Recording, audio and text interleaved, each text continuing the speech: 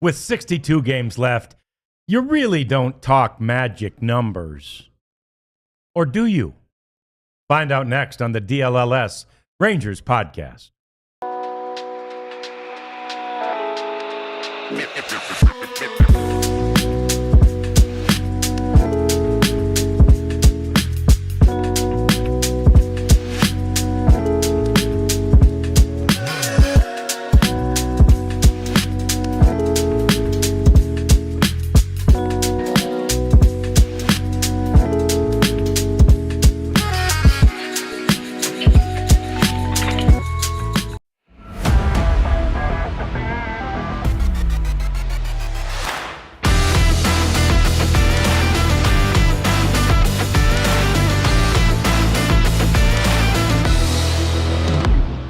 Yeah, so 62 games left, and you really don't talk magic numbers with 62 left, and yet we'll throw this one out there.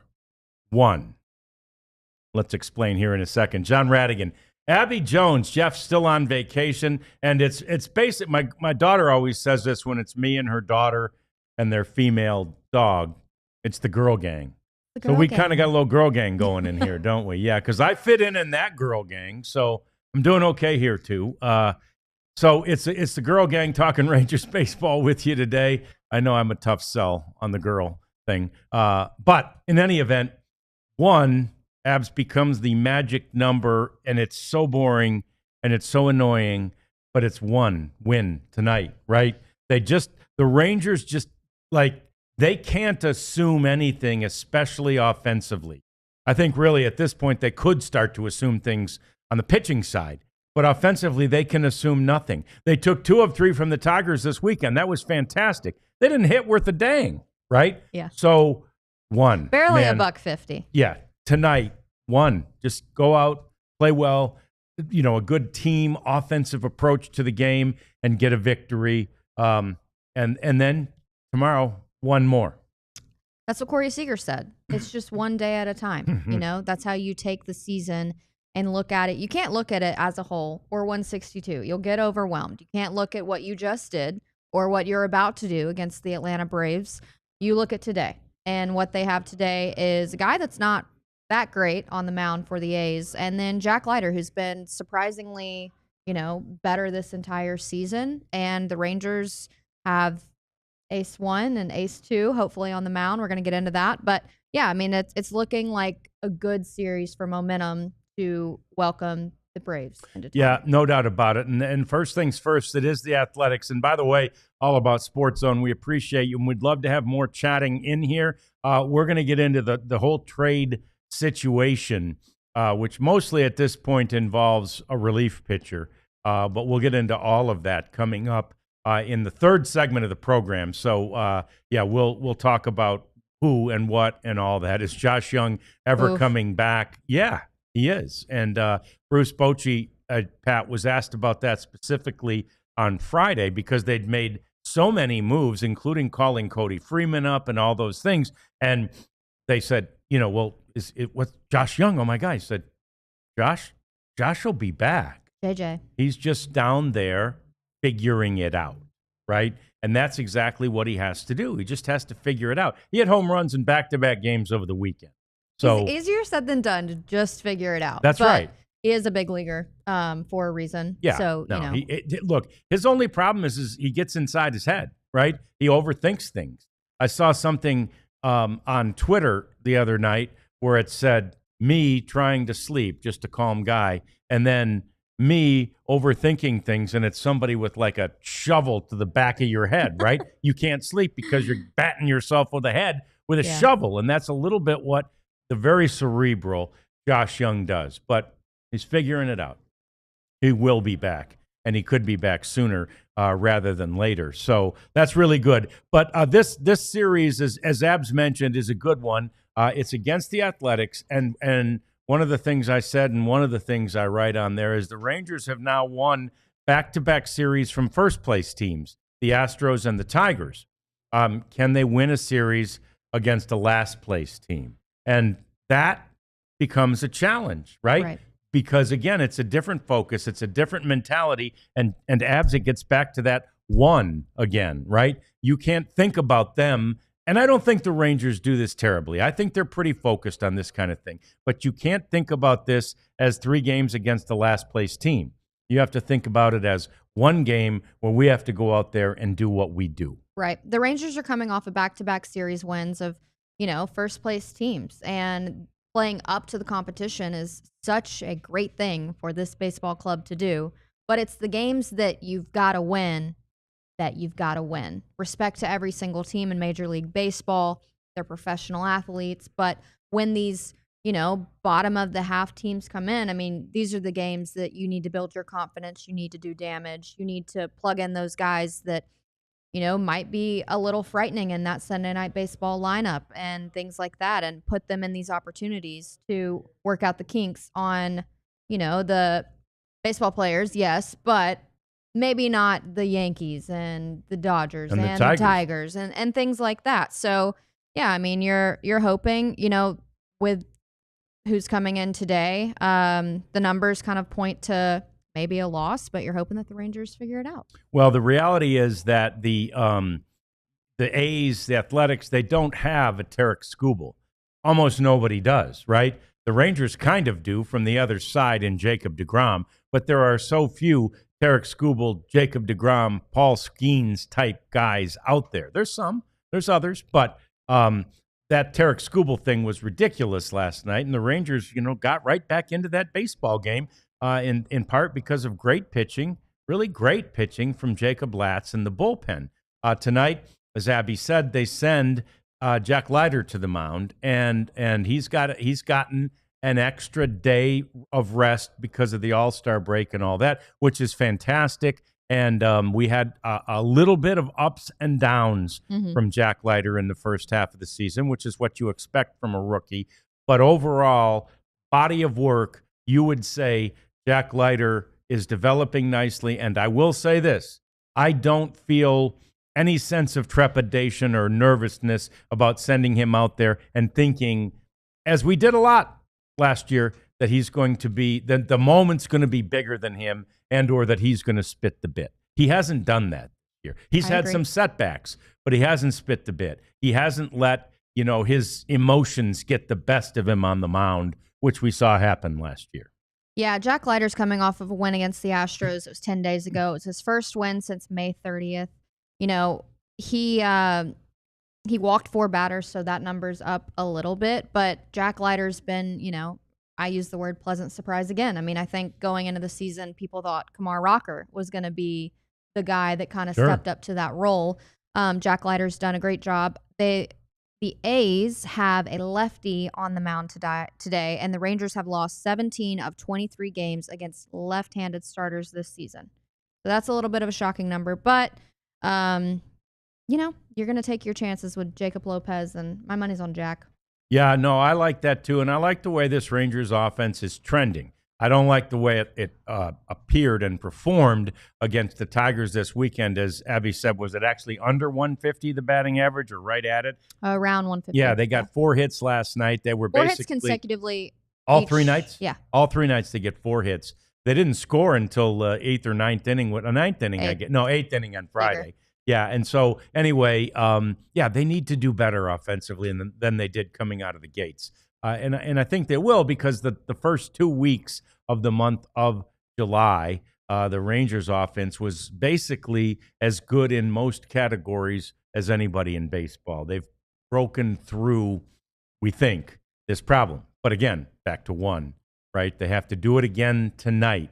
If they do it tonight, I think we'll feel a lot better about ourselves and the team. I think your point, Abs, about confidence was so important. Yeah. You can build your confidence against teams. It becomes contagious. We've said it a million times, but you can build your confidence against teams with guys who don't have Tarek Skubals. Well, right? Here's the thing. A win is a win. You're going to take them all. Winning against the Tigers, I mean, a sweep would have done a lot for this club, because they are the best team in baseball, and especially Tarek Skubal, reigning Cy Young winner. But I think when you don't win against the teams that you should, it's almost even worse, because you're like, man, we really should have won here. And, we were kind of looking up there before the show started that Rangers have, one of the tougher schedules for the rest of the season, facing above 500 teams. But there's good news because the Rangers, let's just had this. All right, so the Rangers took 2 or 3 from the Tigers over the weekend. Their next 9 games before the trade deadline come against teams with losing records. So you got the A's, the Braves, and the Angels. Okay. So I'm not saying those are all chalk them down as a sweep every series, but you really need to play. This is a very important stretch of baseball, especially before the trade deadline. The Rangers have the 6th best record since June 7th, 21-15. Yeah. So they need to keep on the momentum that they're going on. It's great, and it's really exciting to beat those good teams, but you've got to win against this half. True, of and the reality is you got to win series. I mentioned last night on the show, if you caught the post-game edition that Abs and I did after that Tarek Skubal game, I was standing in the dugout this weekend talking to Matt Hicks, one of the radio announcers, and, of course, Dave Raymond. And Hicksy brought up, he said, the Rangers did so well on the road. This last road trip, they were 5-5. And against that competition and the way they started, that was a really good road trip, okay? Yeah. Especially when there was a 4-game series mixed in. Those are difficult to win. Okay, you were 5-5. You beat the Astros 2 out of 3. You're feeling good about yourself. But in order to make that count, to make that worth anything, Hicksy said, I think they need to go 6-3 on the homestand. Yeah. And right now they're off to that start, right? That's the pace they're on, 6-3. Well, how do you get to 6-3? Well, you win 2 out of every 3-game series. Simple and math you're at here. 6-3. There it is. Simple There's math. the rest of it. The Athletics, as we mentioned, who don't have a home. I mean, they do, but it's a bad one. They're here for the next 3 games. They take Thursday off, and then it's the Braves over the weekend. The Braves, who are underachievers, they're in the bottom, not last place in that East, but they're only because Washington's in it. They're second to the last in the East. The A's are last in the American League West. So these are teams you have to try and fatten up on. And I agree. Somebody said earlier in the chat, we desperately need a sweep. I don't know if it's desperate, but we need a sweep. It'd be nice to sweep one of these teams and make it a 7-2 homestand. To sweep an AL West opponent. Wouldn't hurt. Yeah. The division play is really important. Yeah. Especially with the Angels later. But yeah, I mean, the Rangers, they're in good position. And for those that didn't watch the show last night, we kind of talked about the team is celebrating wins and not focusing on individual success or failures, because there are pivotal guys for the Rangers lineup that aren't doing a ton, like Wyatt Langford, hitless in his last 15 at-bats. But then again, Kyle Higashioka, over his last 10 games, he's hitting .389. 3 home runs and 9 RBI. So, it's a checks and balance a little bit, but the Rangers are finding a way to getting it done.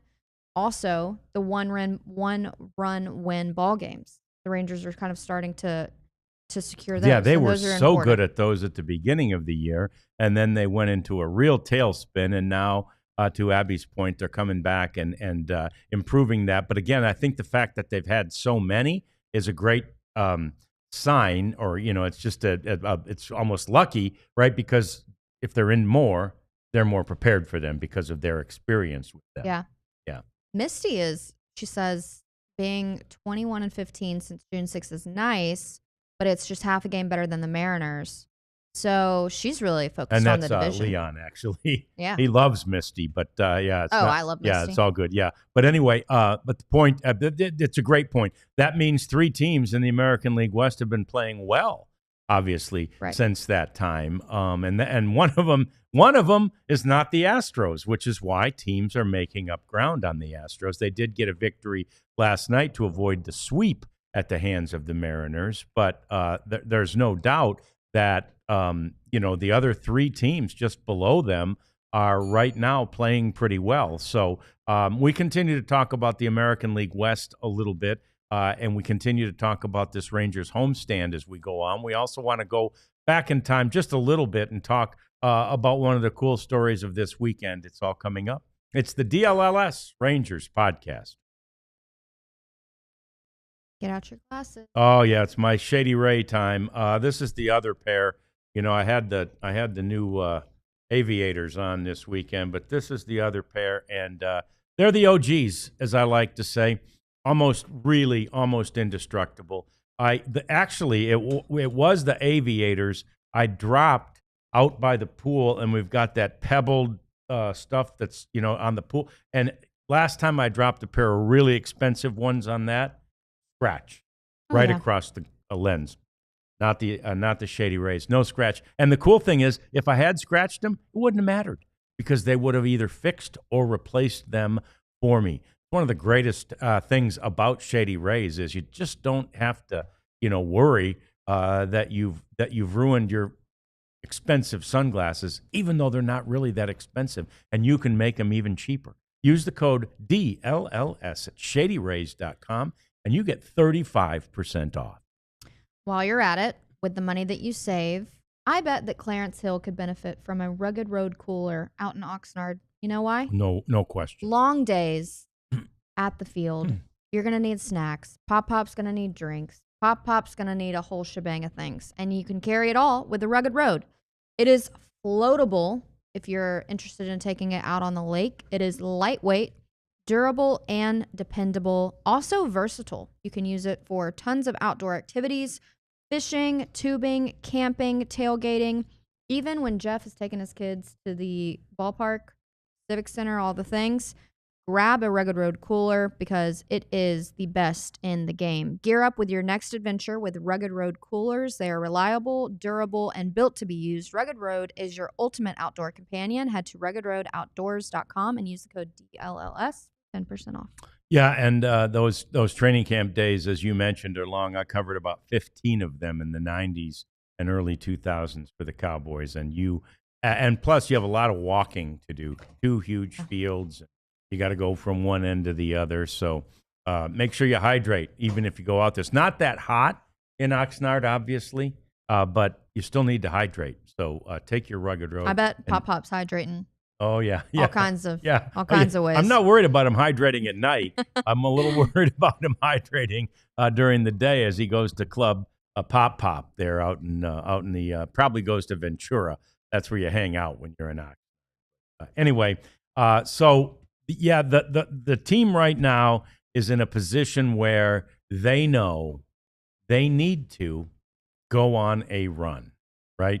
And the challenge is to not think about going on a run because you go on runs by winning, a game and then a series and then a game and then a series. And I love the fact that, and look, I wish I could be somebody, Blake just said, he believes that they have a 15-5 run in them during a 20-game stretch. Would be something special. It's exceedingly possible. Yeah. Let's remember, this team started the season 8-2. And they weren't hitting then. That's really not that far from a 15-5 type thing. But I wish I could feel more confident about that. This team hasn't let me yet feel that confident about that. This team definitely has that in it. I'm worried about, again, the collective confidence of this team. And I think we need to start seeing it back, beginning tonight. And to your point, get some confidence built against the A's. Get some confidence going against the Braves. Get some confidence or continue more confidence against the Angels, who they split with out there. Right. And that was after losing 2 of 3 to San Diego. A split didn't feel that great. But ultimately, since they took 2 of 3 from the Astros, a 5-5 road trip did feel pretty good. Right. But this confidence, this offensive confidence, needs to be there with this team. I believe, and you talked to Brett Boone over the course. You talked to Aaron Boone too at the All-Star game. But I believe that Brett Boone's message is taking hold, and we see Jock Peterson out there wearing the Booney podcast T-shirt and stuff like that. Yeah, Brett left him a little present in his locker. Yeah, so they're buying in. I think they're buying into Brett Boone's message. And look, it's an old school message that I love, that's, been preached to me as I sat watching hundreds of games with Mark McLemore over the years. You have to be selfless in this game. Yeah. If you want to have team offensive success. Correct. I love Misty's point. Too bad that we don't seem to do well against teams with a losing record. That is a point to be made. It is. Because it is. And like we just said, the Rangers have, below 500 teams coming into play. I think the thing that maybe fans don't realize about players is that the Rangers don't have, a whiteboard in the clubhouse checking off consecutive wins. Baseball players aren't ones to look at streaks. I mean, they don't like to be told they're streaking, because then it's a mental thing and you think about it and it's the elephant in the room, So I think that they're focused on today, what they can do in this at bat. And I think that's where Brett Boone has really stepped in and shown the guys it's just this moment. I mean, he loves watching the games, and it sounds like a silly concept to watch the game that you're playing in, but with all of the technology and the iPads and, the scouting reports, it's easy to get caught up in the numbers. Brett Boone is just taking it back to an old school approach of, hey, we're in this game. Take a look at your outing, take a look at the swing, make the adjustment that you need to, but then get your head back in the ball game and focus on this. And so, yeah, I think you're seeing that right now. Corey Seager, we talked to him when the Rangers won 2 in a row against Detroit. And, we said, do you feel a streak coming? He's like, well, gosh, like if you could tell the future, you would love to, but we're focused on today and then tomorrow. So it's small things. And I think the biggest improvement is what we've seen from the Detroit Tigers series, because to be honest, I think in the first half, those are games that the Rangers would have lost had they been playing in that way. So they're doing the little things right. I think the biggest thing to stress is that the plate discipline, the quality of the at-bats, those have just been completely different. We saw that with Jonah Heim's at-bat last night against Tarek Skubal. I think that's going to be the biggest telltale sign of this Rangers club. How are they going to be with one-run ball games? Are they going to win those or lose those? Because Bruce Bochy says that's what makes a team a team.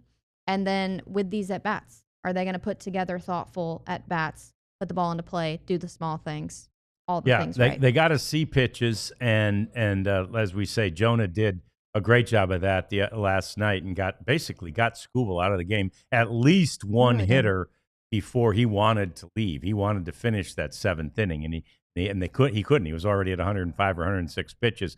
And Leon brings up the 2-5 record against the Athletics, the 0-3 against the Royals. Yeah, I mean, these are not things you're proud of. And the reality is, thankfully, they've finished the season series with the White Sox. But remember, they were on the verge of being swept by the White Sox. Don't talk about that earlier this year, right? So they did get back into took care of the White Sox when they were here. But the reality is, you can't get swept by the White Sox. They don't have anybody that approaches Tarek Skubal, right? You can't be tipping your hat to their pitchers every night. The lefty thing is a thing. It really is. The Rangers will face 2 for sure, TBD for the middle game of the series against the Athletics. But they're going to face Lopez tonight, and they're going to face J.P. Sears on Wednesday on Getaway Day, which is a night game, by the way. And anyway, that's a concern with this team right now, and hopefully one that that can be dealt with. They need to hit lefties as well as they do righties. That needs to be figured out. Yeah. Point blank. Look, it seems like that's been a lifelong Ranger quest. Yeah, it does. I mean, it's unbelievable how long it seems like that the Rangers have had trouble with left-handed pitchers. So they'll see 2 in this series, and they've been built to try and address that situation, that and the fastballs. And so the pieces are there. They just have to make it work. They may have to make it happen. And that starts obviously tonight when they face off against the Athletics. Let's go back to the weekend though, and just talk about. We wanted to get to this last night, but the post game information got the best of us. But yeah, this Cody Freeman deal is so much fun. Abs, as he was in Vegas with the team, with the AAA team, as they were getting ready for a series out there. And, it all started in Vegas. He woke up. We asked him to clarify, because he said, it was the morning. and I was at the blackjack table, and we're like, well, clarify morning. That could be 1 in the morning, or that could be 7 in the morning. He said 7 in the morning. Yeah. So we're like, oh, wow, you were spending your early morning at the blackjack table. We're sure he wasn't up all night. I don't think so. I think he'd just woken up. Yeah, he and his dad were there, and then his mom was at the slot machines. And he walked in there as a minor league baseball player, walked out as a major league baseball player. We got the opportunity to talk to him. So, hear from Cody Freeman. Yeah, no, I don't know. Do we have that cat? Oh. No, might be in there. Yeah. Elijah teed it up 30 seconds. Hi. Oh, hi. There's Cat. There's our beautiful queen. girl. Yeah. All right, well, let's talk about Cody Freeman because he's a third baseman, listed as a third baseman, but he can play anywhere in the infield. He also can provide the catcher position if needed. Yeah, he played 138 games at catcher in the minor leagues. And Bruce Bochy was quick to point out he can play the outfield. So this is a very versatile guy. This is a Swiss Army knife. This is a Josh Smith. And it'll be interesting to see if Cody stays up, if he becomes the third catcher, because right now it's still listed as Ezekiel Duran. But you know what? Very interesting. But yeah, so Cody Freeman, his story is just great. He's playing blackjack. He's got $700 on the table, and he gets the call, and he gives the 700 in chips to his dad, and then he came to Arlington and talked to Abby. Abby Jones with ALLCITY Network here with Rangers' newest infielder, Cody Freeman. Cody, welcome to the big leagues. Thank you. Thank you. It's a blessing. I'll tell you that. I saw you talking to Bruce Bochy a little bit earlier. Sunday Night Baseball, you're facing one of the best pitchers in baseball, Tarek Skubal. Did he offer any advice on this MLB debut? Yeah, he came up to me, instantly asked what my brother, if we talked, on his advice too. And I said, yeah. And kind of the advice I'm getting is just soak in the moment. You only get one debut. And don't let the moment, just too many thoughts just take over your one debut. So it's just, just breathe and have fun. Remember that's a child's game, and just do my best. You mentioned that your brother's MLB debut, Tyler Freeman, that you were more excited for him. Were the roles kind of reversed this time? Yeah. Oh, yeah. It was the same way. He was just as excited as I am, and then I was just excited as he was. So that's just our brotherly love we have growing up, being competitive, and both of each other's dreams. So it's finally happened. How many people do you have here to watch you tonight? I got about 10 tonight. Yeah, there's a little bit more yesterday, but we got 10 tonight. I want to talk about minor leagues. You're a contact approach hitter. I mean, you have 2,150 minor league plate appearances and a 15% strikeout rate. Crazy discipline. Talk to me about this approach. How did you learn that? Is it something that you and your brother worked on when you were young? I think it's just more of a mindset thing, you step in that box, we don't like that pitcher, you're not going to beat us, and that's just the mindset we have. If I'm going to go down and put it in play, that's my mentality, and it's just, I guess it's just something we grew up with that mentality, and I think it's more of a mental thing than physical. But I could be wrong, but that's just the way I think when I step up into the plate. I'm not going to let this pitcher strike me out. Yesterday, I think when we talked to you, you mentioned Tarek Skubal, and you didn't seem intimidated. You said, I'm ready to go. So talk to me about your approach of facing a former Cy Young winner. Yeah, no, it's just, this is the highest level you can play at, and you're going to face guys like this pretty much almost every night, but a guy like that, yeah, credit to him and his career that he's had, and it's incredible. He's a great pitcher, but come 6'10", it's game on. Yeah. Could you have imagined your MLB debut being this kind of story with this lineup, Sunday Night Baseball? The stage could not be bigger. Is it better than you dreamed? 100%. Yeah, I don't think I thought of this at all. Just like you said, it can't get bigger than this. I'm super excited. You're listed as a third baseman. Talk to me about infield. I know that you mentioned outfield a little bit.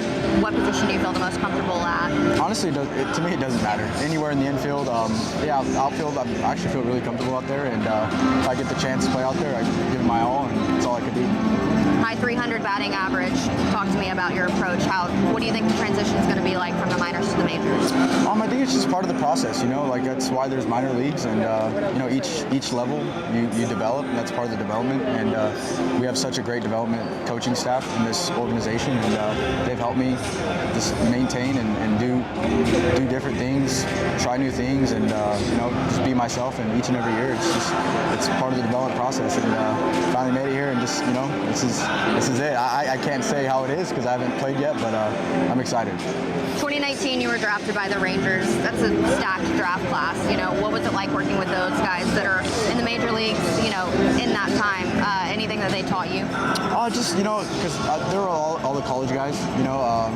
Josh Young, Davis Wenzel, Kellen Strom, Justin Slayton. These are all college guys that went before me and one right after me, and it was just more about experience and like how I was in college, and they're telling me like what they've learned from college, what they learned from college, and like what I can take away from that kind of stuff. And just going through the system with a lot of guys that went to college is pretty cool because each college is different, and then each high school is different. So we just gotta pick each other's brains and try to get each other better.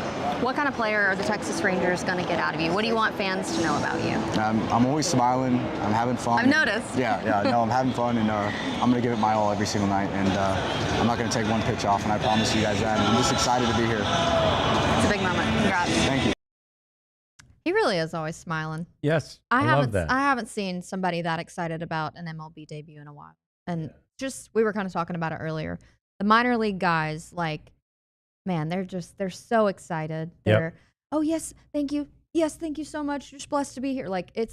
There's nothing better to me than those kind of reactions. Yeah, it's great. And he's still looking for that first MLB hit.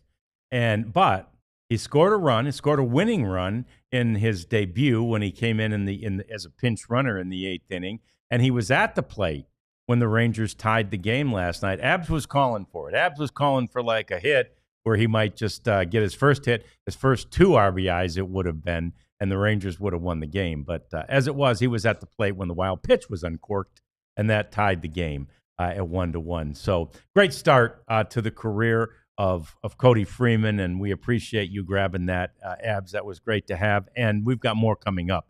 Let's get to this whole business about the trade deadline. There's lots of stuff going on. We're just a couple of weeks away from that deadline. Things could happen even before the deadline. We talk about all of it and some candidates next on the DLLS Rangers podcast. Guess what time it is? Oh, game time. Game time? If you have last-minute plans, Game Time is your place to go because they have ticket options whenever you need them. If you want to be proactive, you can, I'm not the most, but some people are. If you want to be proactive, you can log on to their site and plan your day days in advance. But if you're anything like me, you wait until the last minute and you need a seat at an affordable price. Game Time has the best offers on the market. And I've used other outlets, for these tickets, and the price isn't bad until you check out. And then it's like $300 of things that I didn't know was going to be on the bill. So Game Time, there's no secrets there. You can actually check out where you're going to sit before you buy the tickets, so it is a good ticket. So go to Game Time, take the guesswork out of buying tickets, download the app, create an account, and use the code DLLS for $20 off on your first purchase. Terms apply. Yeah, look, the Cowboys are at training camp right now, which really means Cowboys season has begun, doesn't it? And that means you got to start planning, like Abs is talking about. You need to go get yourself a ticket. Go to True Fan Travel and get a ticket to be on this trip with us when the Cowboys Monday Night Football go to Las Vegas for a Monday Night Football game. I heard guys on a couple of the local radio stations saying they're making that trip out there too. This is a big one. Everybody it's like going to be one full American Airlines flight or something out there to get everybody from Texas out to Las Vegas for that game. So we've got you covered with True Fan Travel. You go out there, you hang out with our guys over the course of the week. It's an all-inclusive trip where we take care of the ticket for the game, we take care of the plane, we take care of the hotel, and you just pay one payment to True Fan Travel, and you get to go with us to watch the Cowboys against the Raiders in November. Okay, so Abs, it's coming up on the trade deadline, and we mentioned this last night on the show, but let's say it again. Everybody's going to say, well, the number one trade target is Eugenio Suarez, and the Rangers need a bat. Yes, they can't afford him. I mean, they can't afford the prospects. Like the Kmart version. Right. They can't afford the prospects. They can't afford within their salary structure. They can't afford him. Yeah. So he's not an option, right? And right now, as with Chris Young as the president of baseball operations, Abs, they're looking at pitching. They need and have needed a closer from the beginning of the season. We know, Jeff and I have mentioned it on the show, we know the Rangers were definitely trying to get Kirby Yates back this year after the great job he did last year. He decided to sign with the Dodgers, and the Dodgers have been fine. They've been okay, but they've been struggling lately. And anyway, he hasn't even approached what he did with the Rangers last year. So anyway, they were trying. They've known. They still know. Just like you do, just like we do, it would be really nice to get a closer with more experience. So there are some out there. There's quite a few available always, but especially now at the trade deadline, Abs. Yeah. And so they've got to go out there. And when somebody at the very beginning asked who's calling the Rangers and what are they offering and what are they asking? Look, let's not discount the fact that the Rangers are calling people because they know what they need and they know what they want. And Chris Young always wants pitching. Right. And, at this point in the season, I mean, these free agent or not these players are going to go to the contenders because, especially in the bullpen, you need those arms for a postseason. Can never have too many arms. So the Rangers want to contend. Oh, yeah. They need some arms. So they intend to contend. Let's start with Felix Bautista, right-handed pitcher for the Orioles, 2.6 ERA. He had Tommy John in 2023, recovered in 2024. Yes. What do you like about him? And he's been great this year. He's been really, really good. He's got 18 saves. And what's the current ERA? 2.6. 2.6, yeah. 18 saves and a 2.6 ERA. I'm very happy with that. He's rebounded beautifully from that Tommy John surgery. And remember, as we've seen with Jacob deGrom, you have that year off after the surgery, and then as you go, you get stronger, you get better, and that's what we're seeing from deGrom. I'm sure that's what they could see from Bautista. The thing you like best about Bautista, too, is the fact that he has basically $500,000 remaining on his contract at the time of the trade deadline. That completely fits within the Rangers' budgetary concerns and efforts to keep their salary under that luxury tax threshold. So that would be fantastic. He would be, now, here's the part, right? Now, here's the but. But, got 2 years of control left.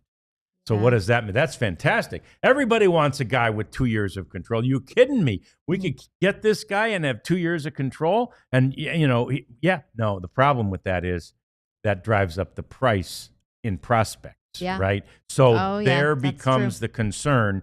Can you? And Maddox would turn Bautista into a monster, no doubt about it. But the problem is the prospect price. There you go. Yeah, something to note. Let's talk about David Bednar, for right-handed pitcher for the Pirates. One of the best relief pitchers available. 2.4 ERA on the season right now. He actually had a pretty horrible 2024. He had a 5+ ERA. He was demoted to AAA, and since then, things have really turned around. So the Dodgers and the Yankees interested in him. Dodgers are looking for that high-end bullpen arm. He's probably their number one target, to be honest. Yeah, and look, the reality is that the Rangers have been interested in Bednar for a long time, even through the struggles of 2023 or 2024. They were kind of kicking the tires on him during the offseason and maybe looking into making a trade for him. He's only got $2 million left on his contract at the trade deadline, and that's really good because the Rangers either have that. I mean, with some of the money they saved on Dane Dunning, they got some money back, and a few other places they've squirreled it away, and it's always really difficult to tell exactly where the Rangers are relative to that $241 million luxury tax threshold. But I believe they're within that $2 million range under it. So he'd be great. He's 13. He's 13 for 13 in save opportunities this year. He will be arbitration eligible in 2026. But to your point, if the Dodgers and Yankees are in on him, that drives up the price too. So Yeah, now, they're- do you yeah. have the the equity in prospects to be able to compete with those two clubs? The Dodgers, amazingly, for everything they have and everything they've spent, they still have, I don't know if it's exactly one right now, but it's going to be one of the top 3 farm systems in all of baseball. Amazing. It's unfair. Yeah. All right. This next one for a fun storyline, I guess. Emmanuel Clase. I mean, what else to say about the right-handed closer for the Guardians, 3-time All-Star, 2-time Mariano Rivera reliever of the year, a 1.8 career ERA. My favorite stat of his for 2025, 44 innings pitched, 44. My favorite. You know what you're going to get from Clase. My most heartbreaking stat of his is that he was a former Ranger. And they traded him for Corey Kluber, which at the time seemed like a really good trade, and it was so horrible.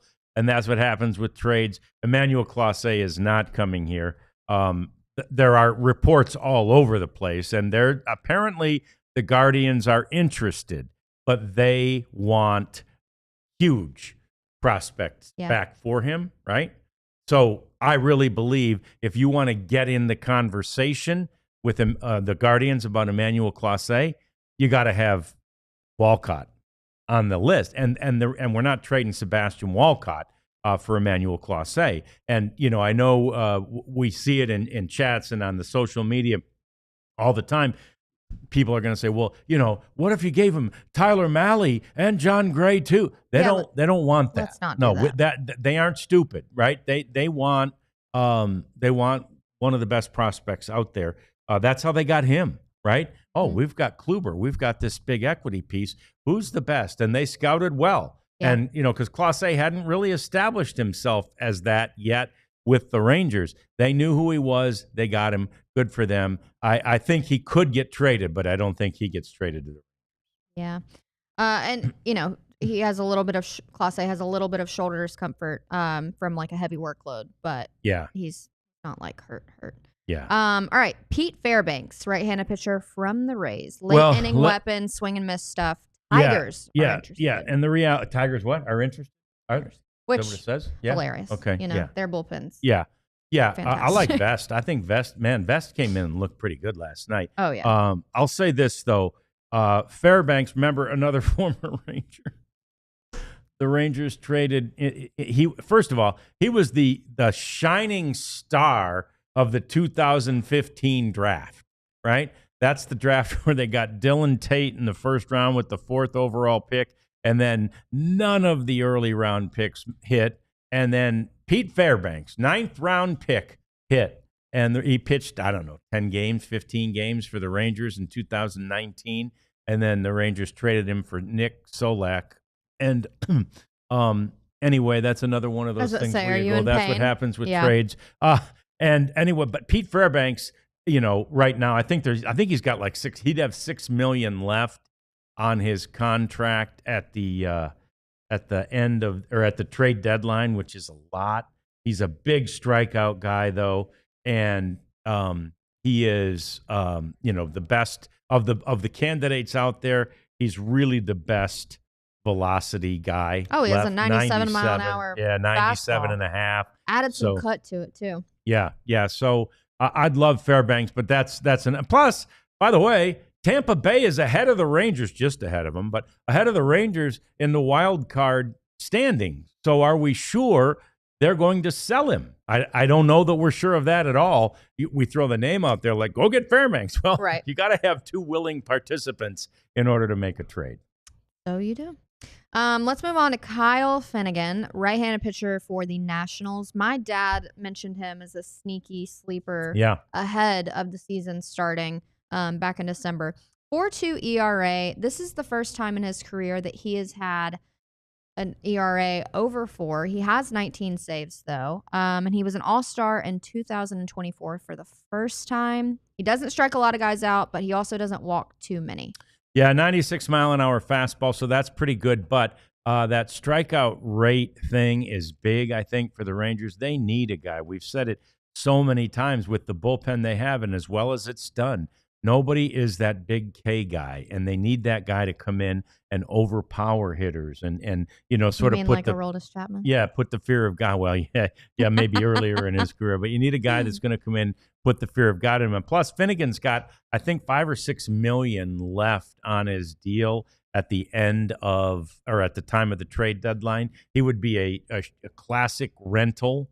Probably not a guy you're going to re-sign. So these are all things that factor. I mean, you could re-sign him, but who knows? Yeah. Depends what he did here. But all these things factor into this decision-making process. I'd handicap him fairly low based on that. What about the 11-year veteran, Raisel Iglesias, pitcher for the Braves, proven veteran, postseason experience. 2025 numbers a bit disappointing to his standard 4.3 ERA, but most obvious trade candidate on the Braves roster. Yeah, and we're going to see him this weekend, and I think that he's got a good strikeout rate, and it's not quite as good as like a Fairbanks, but he's got a good strikeout rate. He's got about $5.5 million left at the deadline, and I do think that is something that the Rangers could probably massage and move money around and get that with still stay under the luxury tax threshold. He's another one though that's simply a rental, and so they've got to deal with that. But he's definitely a candidate. He'd be an upgrade. Again, are the Braves trading him? I mean, they're underachieving, so they may be interested, but are they? Okay. Oh, wow. We got one more to talk about when we come back. We got to talk about Duran and Joan Duran, and then we also get to our cleanup segment. That's all coming next. It's the DLLS Rangers podcast. So you know about our not our sale, but our new shirts, right? Do people know about the new shirts? Oh, they know. I posted today about it. Oh, beautiful. Thank you. The Dallas edition of our merchandise Dallas is collection. out there. Dallas Collection, it's called? Dallas Okay. Collection. We love this Dallas Collection. You need to go to store.allcitynetwork.com and get those good-looking shirts that are part of the Dallas Collection. You can get one of them, Abs, for free if you simply become a diehard. I'm a diehard. Which is cool and fun. You get a nifty card. I'm a card carrying. Do you have your physical card? This is like Mark Stein's favorite thing to do. Card carrying. Look at that. Diehard member. I have 2 gold cards in there. All right. Look at there. Look at him. I'm bragging. So are you buying me lunch? Humble brag. Yeah, okay, I'll buy you lunch. You pull that out. I'm charging you with lunch. Yeah. No, become a diehard. You obviously get a very cool card. You get top-notch quality content. Clarence Hill is out at Oxnard for Cowboys training camp. Got a one-on-one with Mr. QB1 Dak Prescott. Wow. So Dak, super tight with Clarence, so he loves to give him little exclusive pieces of information, and you would be the first to get that as well. So you can sound like the most educated Dallas sports fan. We have all of the new info on Cooper Flagg with the Dallas Mavericks, and they just were at Summer League. Think we're going to be making another trip out to Vegas for preseason. We're going to be out at the field all the time. I just got back from All-Star Week, so we're sending everyone out. We're trying to cover all of our teams when they're, in the breaks or postseasons, off seasons, winter meetings, anything. So go ahead, sign up today. Do I have my card? Not with me. But. All right. We do cover those teams better than anybody else in the market. We really do. And our price is way cheaper than the only other outlet that covers them on a daily basis like we do. So there you go. Become a diehard. Let's get to Joan Duran, who I also really like as a possibility. You're a big fan of him. Right-handed pitcher for the Twins. Yeah. 1.6 ERA. Dodgers, yet again, interested in him. That's because they spent so much money on Tanner Scott, and then he has a 4 ERA and a few blown saves. So the Dodgers are really looking. Kirby Yates. Exactly. I mean, they got themselves I 2 closers in the offseason. I wasn't going to say him first. Yeah. I was going to give him a little space. But anyway, so yeah, I love this kid, Duran. He's only allowed 3 runs in his first 29 outings of the season, and he's out there pitching lights out. And so the Twins are not in a must-trade situation with Duran, but he is under club control for 2 more. Under club control until 2027, which, as we mentioned earlier in that discussion in the last segment, Yeah, that drives up the price a little bit. So there's a chance that Minnesota is going to really get into. We've seen them do it before. Get into restocking their whole farm system by trading the likes of Duran. So we'll keep an eye on him. But he's a guy who might be flying a little bit under the radar right now as far as those guys that are available as a closer for the Rangers, and they really need one. So, if the Rangers get any of these guys, all of you can say, "Hey, I heard about that. I heard about this first." Yeah, no and doubt. You got the lowdown. No doubt. And by the way, if they're going to go after a bat, right? It's not going to be Eugenio Suarez. It would be more like a Ramon Laureano of the Orioles, right? Who is. I mean, I thought he was destined for greatness when he first got with the Athletics when they were still in Oakland. And he's kind of fizzled a little bit, but I think there's a lot of talent in that guy. And I think, and I think you could probably get him. I think he's only owed a couple of $1 million as opposed to a Suarez who's not only owed more, but is going to cost a lot more. Yeah. I mean, he's going to be, And Laureano with the Orioles, we're almost certain they are in sell mode. So, Mr. Crazy said it best. CY's comments make me think he's just going to add bullpen help and pray that the current roster turns things around completely. Yep. Said it once, I'll say it again. His favorite comment is the best thing you can do is internally improve. Yeah. So, but it's true. When the Rangers won the World Series, our starting lineup had career years. Dlls Garcia, you got the best out of him. Jonah Heim, you got the best out of him. Even the ninth hole hitter, Leody Taveras, Ezekiel Duran, those guys stepped up. So, yeah, I mean, the goal is that who you currently are paying plays the best of their ability. Yep. And, CY knows that this formula works. It's worked before. Hoping that it works again. Yep. And counting on it working again. And there are some new faces and some new players, some of whom are coming back sooner rather than later. Finally, Jock Peterson among them, Jake Berger among them, John Gray among them. We could see John Gray, back as soon as Wednesday. So we will obviously keep you updated on all of that. It's our batting cleanup segment time now, though, as we get to the story of, I don't know if you've heard of this guy, Ichiro. Pretty good. I don't know. I think there might be some celebration for him this upcoming weekend as well. Yeah. In the Hall of Fame. Yeah. So let us. Did I type this wrong, Kat? Let's go to the comps. This isn't Ichiro. That I put it in the chat as wrong. I mean, in the. Are you talking about Ohtani? Yeah, Ohtani. Oh well. Yeah, I put it in the chat wrong. I mean, are we just looking at greatness? Yeah. Can we look at the Ohtani comps, please? This is insane. Babe Ruth, Ken Griffey, Nolan Ryan, Clayton Kershaw. What does Shohei have in common with all these guys? That's insane. Well, and the reality is we've said for years, he's 7 years, 8 years in the league now, Ohtani, and we've said for all those years, we're looking at Babe Ruth because he pitches and he hits, which, Babe Ruth is one of the very few comps that was successful at both, although Babe Ruth was nowhere near the pitcher that Shohei Ohtani has been. But the reality is we're looking at Babe Ruth, Nolan Ryan, Clayton Kershaw, and Ken Griffey Jr. I mean, this guy is all in one. That's actually disgusting. Stunning. He's got more strikeouts after 91 starts than Shohei. Than Nolan. He's got a better ERA than Clayton Kershaw, who's just, going to retire and go 5 years later right into the Hall of Fame. Obviously, more RBI than Ken Griffey Jr., a Hall of Famer, and 17 more home runs through his first than the Babe. Less than 1,000 games than Babe Ruth. It's unbelievable.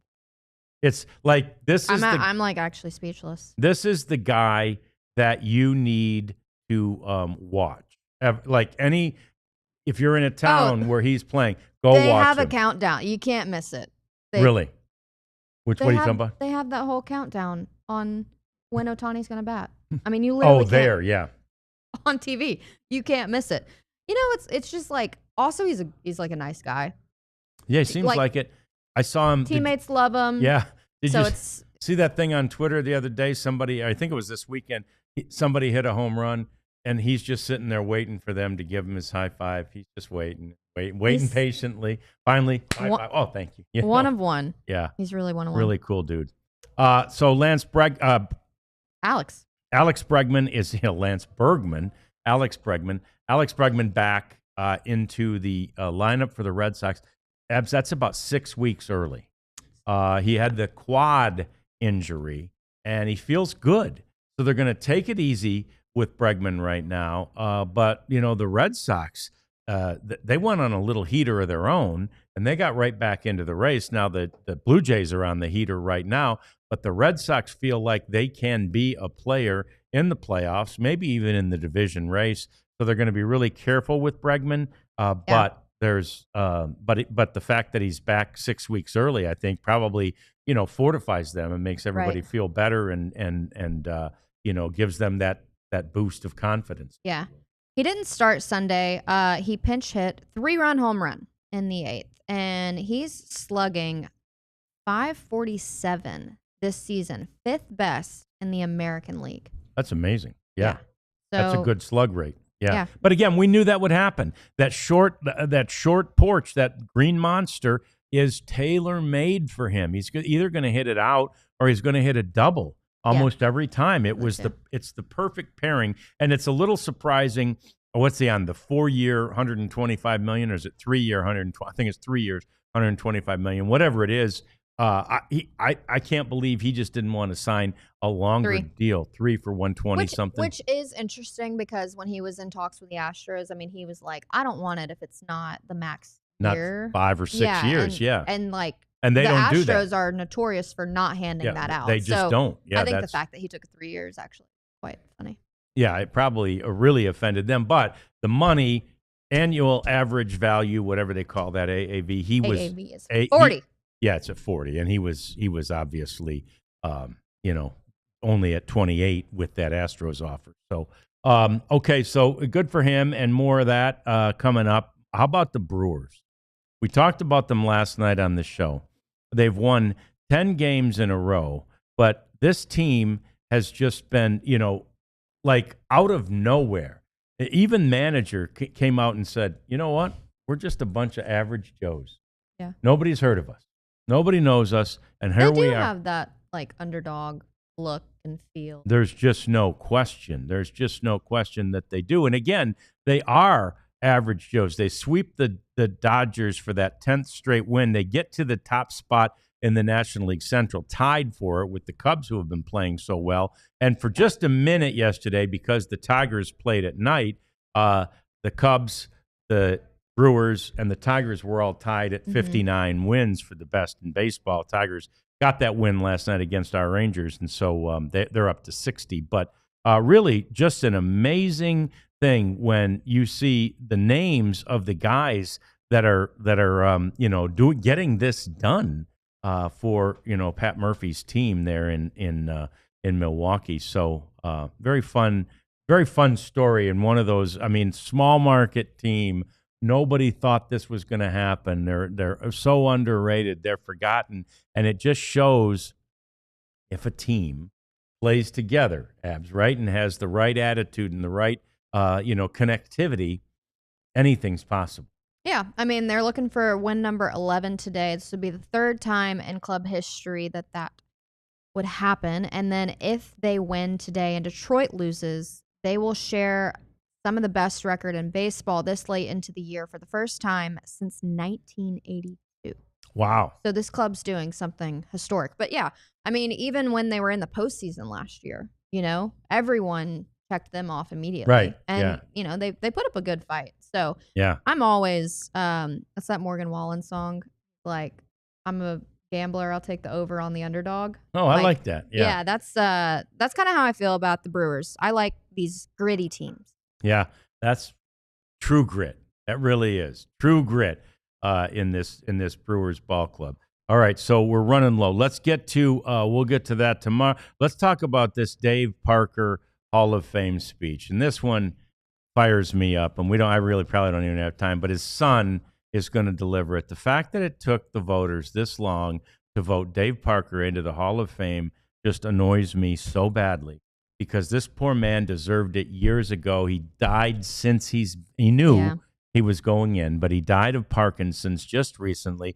His son will give the speech that Dave Parker has had written for 15 years. That's God, insane. that sucks. But MVP, 7-time All-Star, home run derby champ, 2-time World Series, 3-time Gold Glove, 3-time Silver Slugger, 2-time batting title, All-Star MVP. Leader of, that wonderful We Are Family team in Pittsburgh in 1979. I mean, it's just tragic that he didn't get to deliver the speech that he wrote, according to his son David, some 15 years ago. So, Man, I can't wait to watch that. It's going to be a good class, isn't it? Yeah, it really is. CC Sabathia, happy birthday. Yeah, he's 45th birthday 45 today. So, yeah. Anyway, that's more. We'll talk more about the Hall of Fame coming up because it is coming up. And tomorrow we'll talk more about what the Rangers do in Game 1 against these Athletics. That's at 7 o'clock tonight. We appreciate you joining us today. And thanks for chatting, hanging out, talking baseball with us. We'll do it again tomorrow at 1 on the DLLS Rangers podcast.